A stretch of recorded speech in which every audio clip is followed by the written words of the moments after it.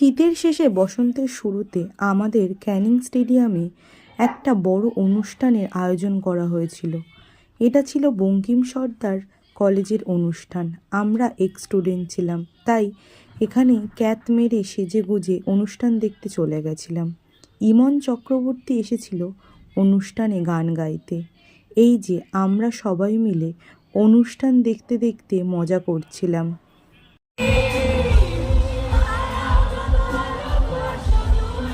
আমার সাথে অনুষ্ঠান দেখতে আমার স্টুডেন্টের মা আর স্টুডেন্ট গেছিলো, ওর সাথেও আমি একটু ছন্দে ছন্দে গান মেলাচ্ছিলাম।